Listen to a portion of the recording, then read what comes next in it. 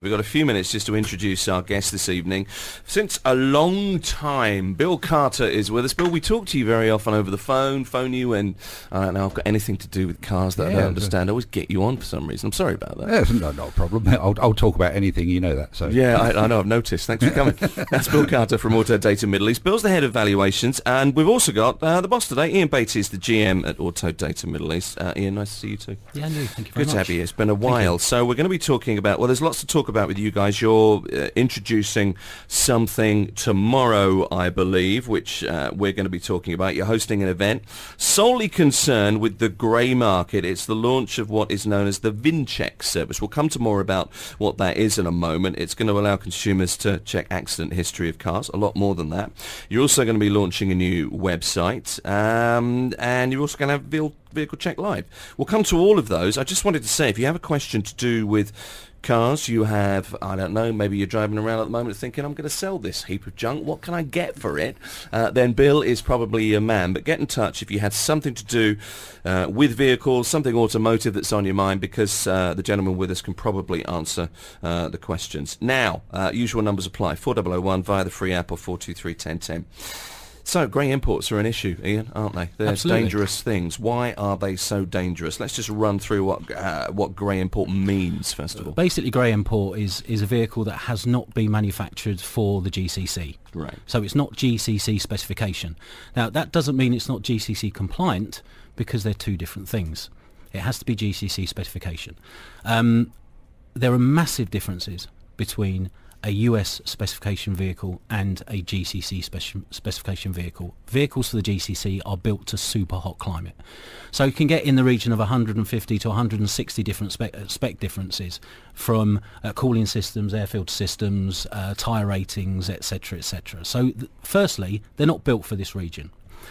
Secondly, it is pretty common knowledge that the United States like to ship their salvage to other markets, and the UAE and the GCC in particular has been a lucrative market for the United States to send salvage. Now that salvage ends up being repaired and then on the roads of the GCC. So we're launching a system on May the 1st, which is tomorrow. We've got a corporate event, so this is kind of letting the cat out of the bag, where you'll be able to check any United States VIN number that has had title previously in the US of A, and we will be able to give you an indicative history of that car, what the car is, where it's been, the mileage is, and also be able to identify 21 different types of total loss. Now, the initial study that we did when we tested the data, we've signed up with a US partner, and the data that we get is from the United States government. So it's not just a third party that's supplying us information. Yes, they're an interface, but the data comes directly from the United States government's database. So it's accurate. So this is the Department of Transport, essentially, in the US. That's so right. The VIN is very simply the vehicle identification That's number. correct. So that That's would correct. include things like the chassis number, so you know... Yep. all The VIN is relevant- the chassis number. The VIN is the chassis number. Absolutely. Okay. Absolutely. So the most relevant detail. So if this car had been, for example, caught in Hurricane Katrina, we've heard the stories of cars, waterlogged, flooded cars being Yes. dried out and brought to different regions in the world. Yes. As an example, if that had happened, we would now be able to check. Absolutely. Okay. And be able to give you a full report. We can't do that at No. the moment. No. You can go on to there are some portals out there Right. that you can get access from, but it's not consistent, it's not as accurate, and we will give a full report.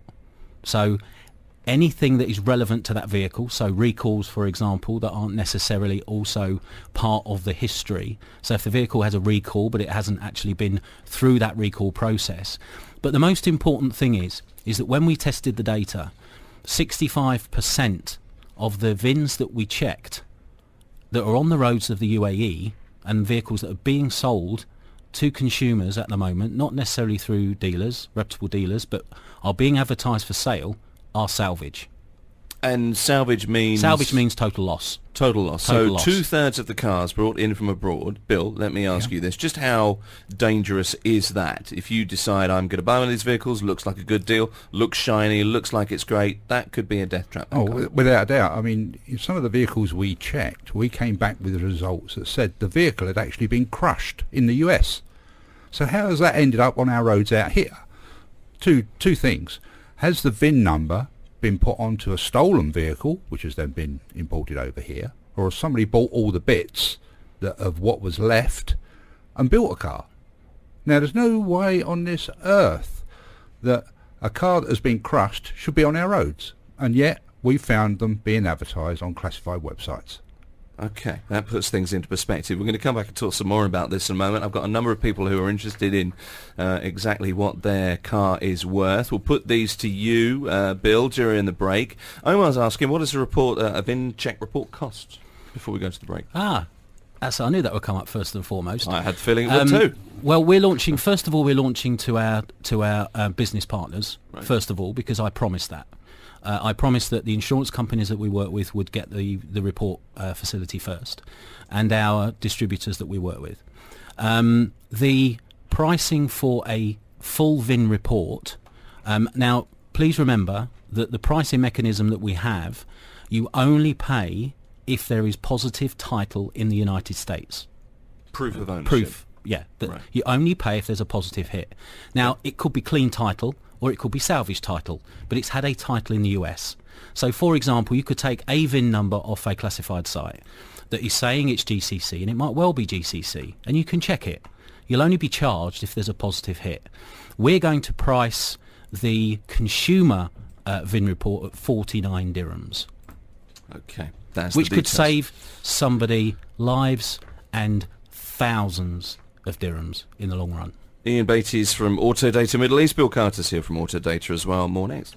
This is Drive Live on Dubai Eye 103.8.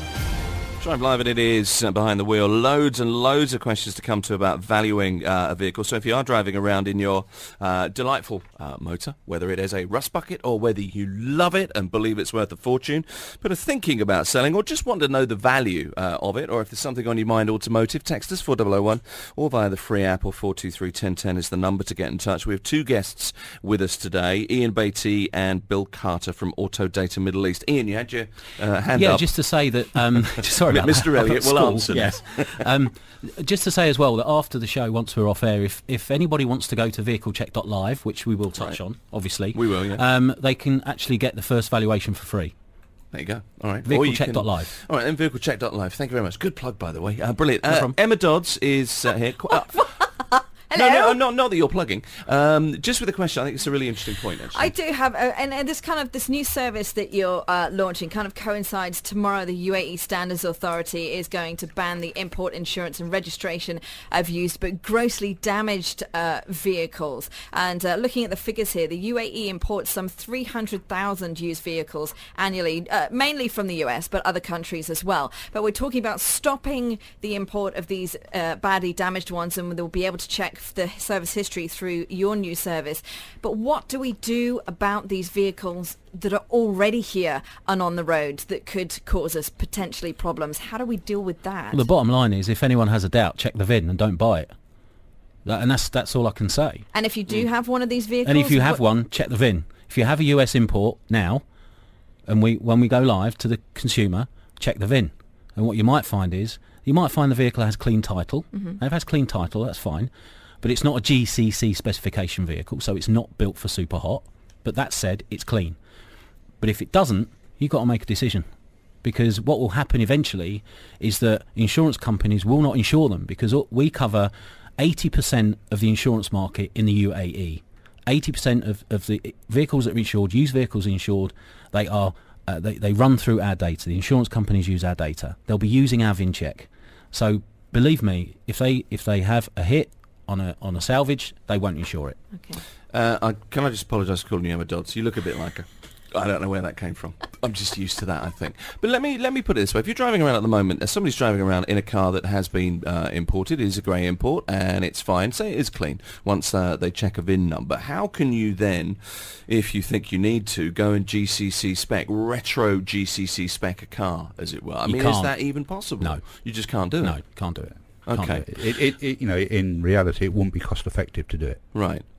Pure and simple.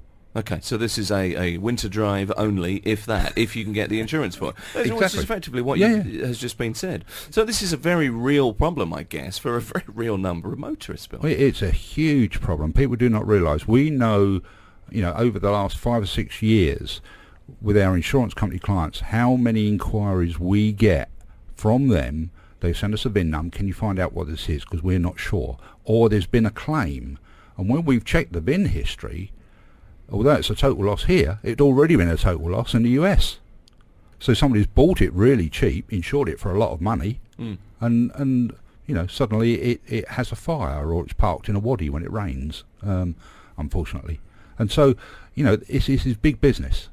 Okay. There's a website in the US, Carfax or something. Somebody's just That's asking, right, yeah. what's Yes. the difference? Is there a relationship there, or how does Carfax work? Carfax is very difficult to get unless you're actually in the US, Okay. because you have to have a US address for a credit card.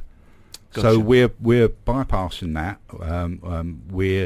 The data we're getting is from our supplier in the US, which is direct from the government. So Okay. we've got a license to actually supply that information. Okay. As I said, there are one or two. If you at the end of the day, you can Google anything these days. Yeah. And you can, but you want to get it from a trusted source, and that you can actually see a report, a full report, which we will give. So it begins with a basic vehicle description. Is this the car that I'm being told is the car? Because the VIN number, you'll decode the VIN and it'll give you the complete specification of what that vehicle is. Okay. Bill? Yeah, I'm just looking through some of these valuations and answer a couple of them on the quick. There's obviously lots coming in. For Lincoln, you've got the 2008 Toyota Prado VX Limited that's done 250 clicks. And he's having trouble selling it. Unfortunately, the mileage is against it. You're not gonna, or it's very unlikely you're going to get a dealer or a garage to buy that. You're far better off advertising that to a consumer. It's probably worth between 35 and 40,000 dirhams in that condition. Which for 9 years for a car with that mileage doesn't seem unreasonable. Prados are very good at holding their value. Yeah. They're always sought after. So it's no good trying to sell that type of vehicle to a dealer unless you're going to part exchange it for another one. Okay. Then they'll be interested. Other than that, that's a consumer car every day of the week. And Musa, he's got a friend relocating to Abu Dhabi from Toronto, and he's talking about bringing a 2013 Range Rover over with him, which is North American spec. That is going to be fraught with problems. I'm just looking at Ian's face at the moment, and it's a little bit like a bulldog chewing a wasp. Yeah, that's if it. I may use that phrase. No, he normally looks like that. That's going to be a problem because, first of all, getting it insured, because it's not a GCC specification. Yep. So he's going to struggle getting insurance. He's going to struggle getting parts for it. And it will be very difficult to move on. I would advise against bringing that vehicle over with him. Okay. Another one, this is similar to, I think there's Lincoln texted in just now, but it is a different number, 2008, same car, Toyota Prado. I'd like to sell her off, yes, I named her, and buy something like a Pajero. How much will I get to sell? 235k. I mean, similar numbers. Yeah, it's similar numbers. What we don't know about that particular one is the engine size, whether it's a 5-door or a 3-door, etc. If you're going to come in and ask for a value, we need as much detail as possible, please. Because there are so many variations. If we just give one example of the level of data that we have when it comes to valuation, we're doing a study for an insurance partner at the moment, and in their database they have one version of Jeep Wrangler Unlimited. We have 14 different versions for one model year. So how are they so enormously different, by the way? What is the difference? Some will be a soft top, some will be a different spec level. There'll be, with Jeep Wranglers, as you know, Dr. James Pikeway's got one. They stick all sorts of things on them. They're huge wheels, lifted suspension. They do lots of special editions, and so that's one of the things that, as I say, for 2016 Wrangler Unlimited, there are 16 versions, and the insurance value will be different. Marco texting for you, Ian. Your face is always like that. The bulldog chewing the wasp. Thank you, Marco. Yes. Just so that you know, we do get to these texts. That was my point. Lots of things here. Okan asking a question, for example. I don't know if you can answer this, guys, but I'll throw it your way. Loads and loads more valuation stuff to do. But is it permitted that you can sell a car that will be rejected by an insurance company? Does that ring any bells with either of you? I'm not sure what that means. I'm not quite sure what they're trying to get at. I mean, No. you can sell anything in reality. Whether you can actually get the car registered and whether you can get it insured is a totally different thing. It's buyer beware. You always need to do your homework first before you agree to buy something. Do your homework. Can you get it insured? Is it one that you can legally register on the road? We get lots of questions about people bringing in right-hand drive vehicles from the UK. Yeah. Pointless. You can't get them registered. You cannot register a right-hand drive vehicle here. But you could switch it to a left-hand drive vehicle if you've... No. You don't want to do that. No. Right, good. So, there's a point, actually. Yeah. We'll come back to that another time as well. It's it's lethal. I've seen it done. Okay. Even if it's done at a dealership, if it's it offered? wouldn't be worth your while doing. Not worth it? No. Okay. Bill Carter's here from Autodata, as is Ian Beattie from Autodata. We've got another half an hour with the gents. There's so many questions to get to. We'll try and get through these. We're talking specifically about Grey Imports, a new service that allows you to check the vehicle identification number that they are launching as of tomorrow. It's a B2C, C2C. You can just go on the website and check and hopefully find out exactly where your car, if you've bought from abroad, has come from and what may or may not have happened to it in the past. Behind the Wheel continues. No matter your preferred communication, stay in touch with Drive Live, only on Dubai Eye 103.8. 5:37, I make it. Behind the Wheel. That's where we are. Two guests here, Ian Beattie and Bill Carter from Autodata Middle East are with us. Questions for the gentlemen. You can get in touch on 4001 via the free app or 423-1010. Anything automotive that's on your mind, if you want to know how much your vehicle's worth or not.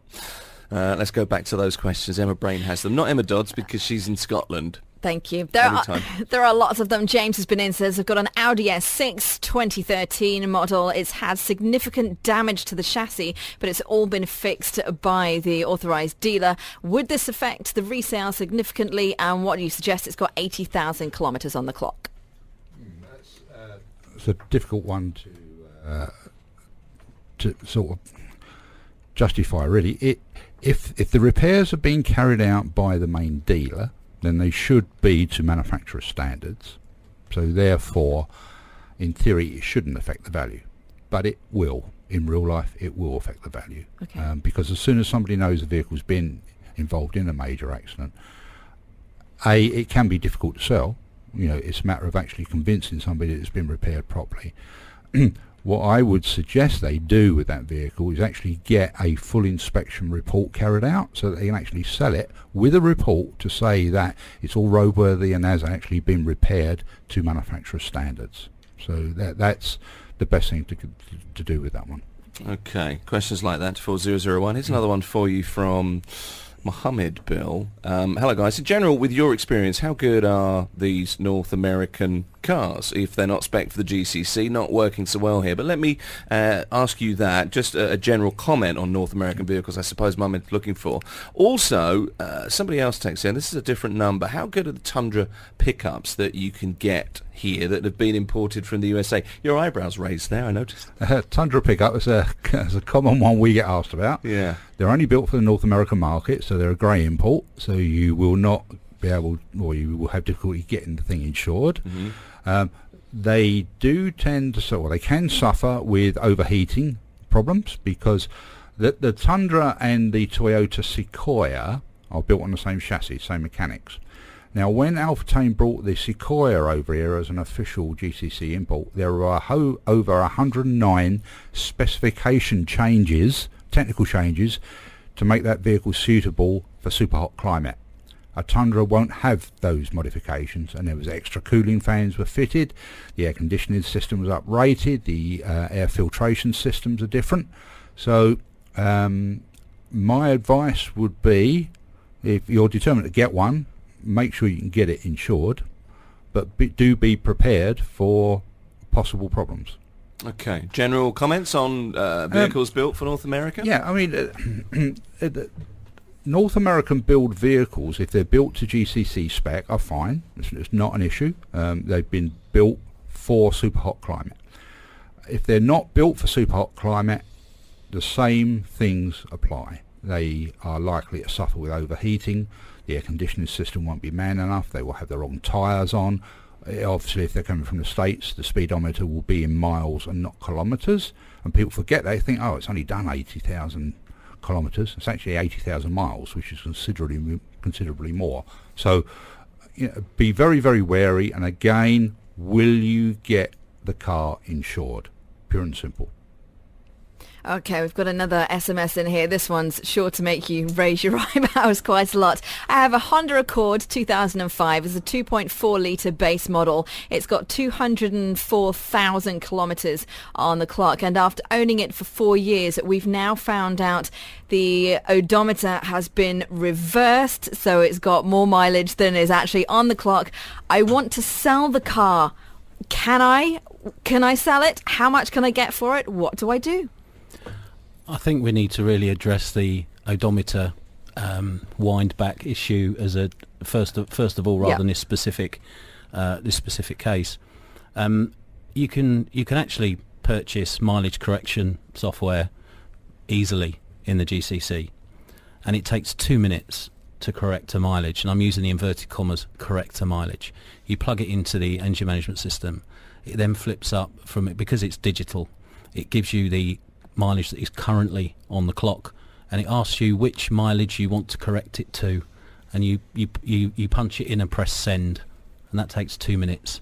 So my advice to anybody that's thinking about buying a used car, buy it from a reputable dealer, distributor, retailer. If you want to go to another consumer, get it checked, check the VIN, check the chassis, get a full report.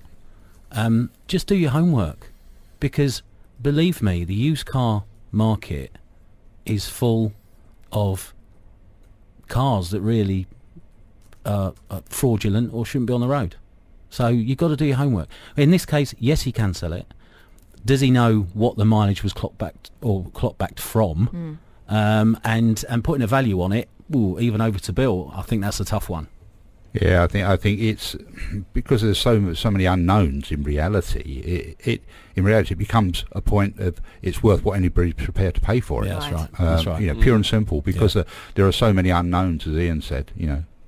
So what the market will bear, exactly, essentially, is how it will go. Colin makes an observation here, and it is perhaps a reasonable point. Some top spec cars in the United States are going to be close to GCC spec, I guess is where he's going. There are very hot US states. You are both shaking your heads vigorously.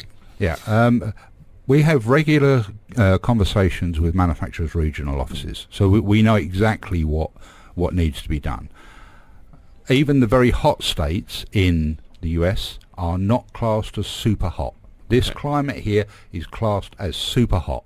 That's why some vehicles just won't get built for this market, because it's too small a market to do a specialist build for a super hot climate. So no, even from a hot state in the US, no. This is when we talk about, I've worked for 2 manufacturers here, and when you investigate, when you think there's a gap in the market for a particular nameplate, for a particular vehicle, the amount of homework and due diligence that's done, because the factory has to build it to GCC specification. Is there a big enough marketplace to make that vehicle profitable for the manufacturer? Otherwise it won't. That's the reason why some vehicles are just not imported here.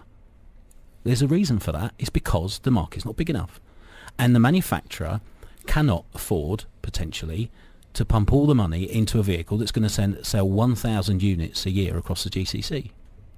What do you think, Bill? Well, I think the other thing brings us on to another point, in that everybody out here loves great big engines. Well, the days of great big engines are numbered. Don't tell me that. I don't want to hear that. Well, it's a fact of life that where else can you afford to run a big engine? You're right. So the issue then becomes the manufacturer cannot afford to build great big V8 engines for one market.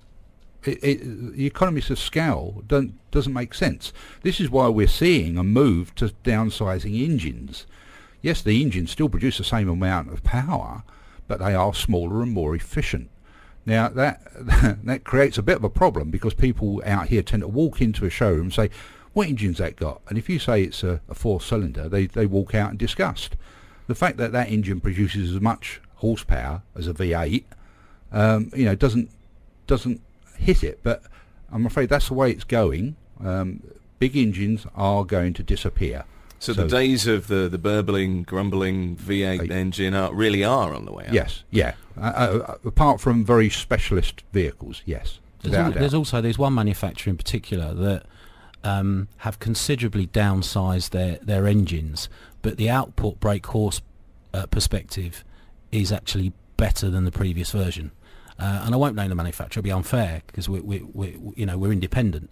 But they've done a fantastic job thinking about downsizing the engines, but it's the power output. The only thing that you've picked up on, which is right, you don't get that growl.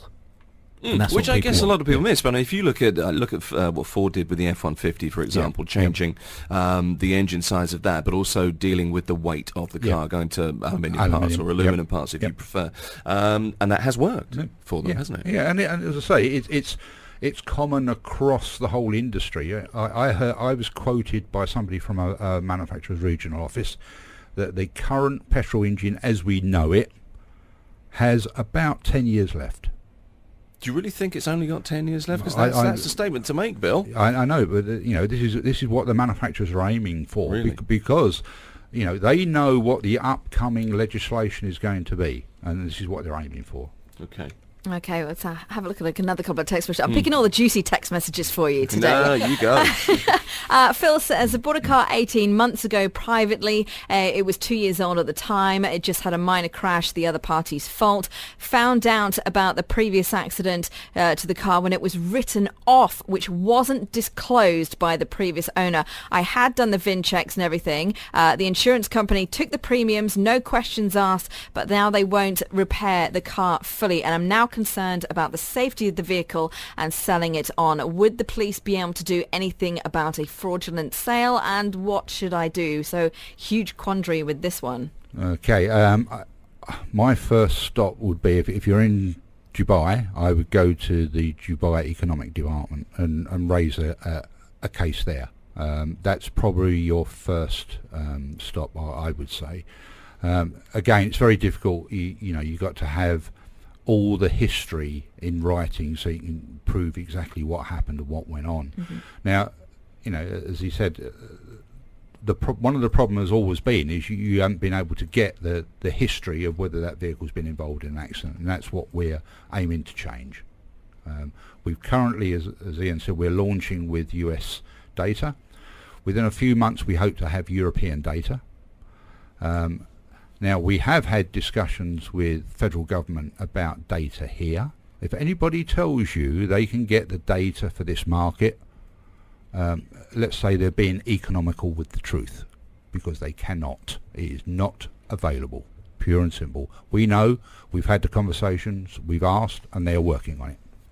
We're talking to Ian Beattie from Autodata. That was Bill Carter, who's also here from Autodata. Lots of questions we're going to get to.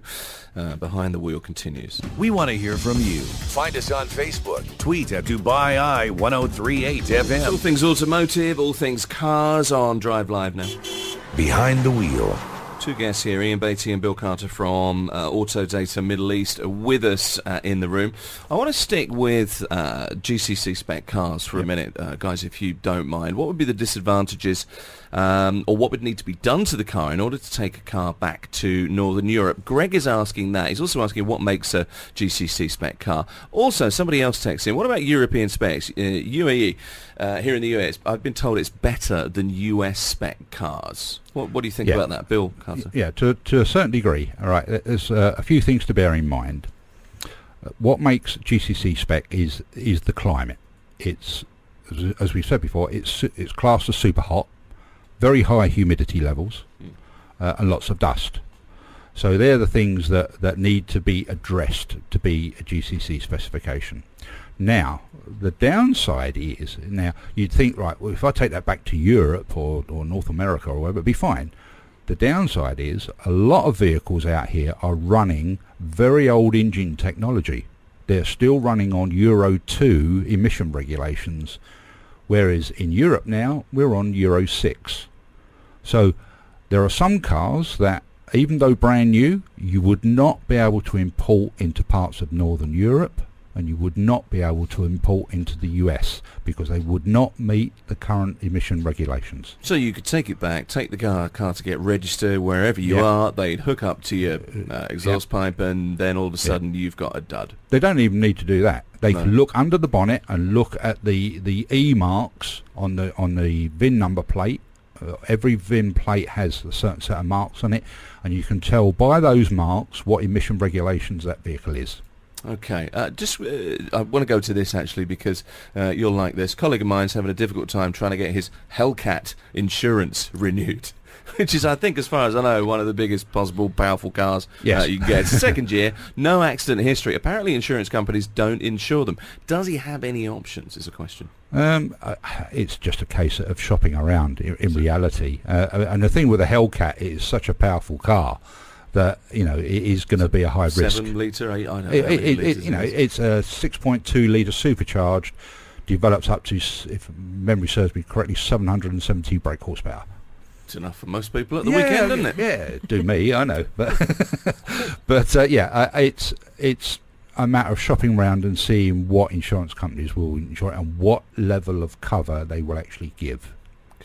And I've got just off the back of that, another insurance one for you. Where could one get insurance for trailers, ones that carry the luggage carriers or quad bikes or boats, struggling to get trailers insured or to get them registered? This is required as per the new UAE laws, or does it just apply to Abu Dhabi? It has been checked and tested. Everything's above board fine. Do we know where we can deal with this? The short answer is no, I'm afraid. It's not something we've actually come across there being a problem. I would think, you know, again, you need to contact the various insurance companies and find out what their stance is. It must be available because you see enough of them on the road, always assuming they're insured. You know, I wouldn't like to find out after you're involved in an accident that the trailer that fell off the back of a 4x4 wasn't actually insured and writes your car off. So I think it's one of those where you in reality, you're going to have to shop around. Okay. Ian, let me bring you back in here. Bill mentioned tyres just now as one of the things that may be inappropriate in a grey import. So many of them on the roads. Grey import tyres, different to GCC spec tyres. The reason I'm asking is you can get the same tyre imported as you would here. Most 4x4 tyres have M plus S, meaning mud and snow. What advice would you recommend there? Thanks, says somebody. At the end of the day, if I'm going to buy tyres, I'd buy tyres from a reputable distributor. It's simple as that. You know where they're coming from. Sorry, Bill's just saying that he wanted to say something there. Yeah. But the bottom line is that if you're buying anything that's to do with automotive, you've got to do your homework and go to a reputable dealer. And let me just touch on one point, and this isn't about tyres, but this is about the grey import piece. There's a clue. There's a reason why distributors and retailers don't sell grey import, because they can't get parts. You can't guarantee them. You can't warranty them properly, and if something happens, then they're obviously ultimately going to be at fault, and you can't trace the history. Well, you can't. The simple fact is, in the end, when you're buying a car, one of the things with a car, when you walk in a showroom, doesn't matter if it's new or used, you walk in and you see a beautifully shiny vehicle, it's tugging at your heartstrings because you think, I can see myself driving that, you know, and it's a feeling, isn't it? But unfortunately, that is how it is. It is the sell. But the thing is as well now, all manufacturers, I'll say 90% of manufacturers in the region are operating some kind of certified pre-owned program. So that means that if you aspire to own a Golf GTI, for example, you can buy a 2-year-old Golf GTI that's fully warranted, fully guaranteed, fully checked, fully serviced, and has full history. So yes, you're going to pay a bit of a premium, But wouldn't you rather spread that premium over 48 months in a monthly payment rather than buy something cheap that's imported from the US that you think's a good deal, but ultimately has been salvaged or crushed or whatever previously? You know, so it's about educating yourself and making the right informed decision when you buy a car, whether it's used or new. I'm not quick enough thinking to come back with a suitable retort to that, but you make a very good point. And it is, the other side of this is when you buy a car, when you're looking at a car, you're making a decision, you're looking, as most people are, at spending the second most amount on any purchase in your life after a house, isn't it? So it does need, Absolutely. the point is, it needs to be thought through. Of course it does. Absolutely. Okay. Bill, hand up again. Yeah, just I do sorry. feel a bit like a school teacher today. Yeah, just one more point on the tyre thing. Yeah. The most important thing to check on the tyres is the temperature rating. And you find that on the wall of the tyre? On the wall of the tyre there will be a temperature rating. That is key, because a lot of tyres that are imported have come from Europe, and the temperature rating is not right for this climate, and that's why you see so many bits of tyres on the roads. Okay. Also look at the tyre code. There's a tyre code that gives you the week and the month that tyre was manufactured. Okay, so you might think you're buying or importing or getting an imported new tyre because it's still got the wrapping on it, but have a look and see if that tyre's actually 2 years old. Tyres have an expiry date, don't Of course they do. Yeah, out here. Of course they do. Yeah, very much so. Right, so in this climate. check the date that tyre was manufactured, because that's the key. One final question. We've got loads that we can't get to. If you texted, we really do appreciate it. However, this is the final one. Consequences for used car dealers caught trying to sell grey imports who perhaps aren't as forthcoming as they should be with the real history of the car. I think I know. Yeah, no, I think at the end of the day that the consumer has to do the check. I mean, let's be honest. If it's a consumer check at 49 dirhams, it's well worth the investment to check the VIN. So if you are buying a vehicle and the retailer can't give you a history, or even you have any suspicion that it might be a US import, then check the VIN. Check the VIN. You don't buy it. So that's what you can do, because there's going to be a stemming of the flow with the new ESMA regulations, but there are thousands of US spec vehicles on the roads in the GCC today, and they have to be dealt with as well. Ian Beatty is from Autodata. Autodata are launching their VIN check service tomorrow, so you can check the accident history of any vehicle that's imported from the USA. A grey import is what it would be termed. You've got golfcars.com coming, you've got vehiclechecklive.com coming. I can't keep up with what you're doing. Bill Carter.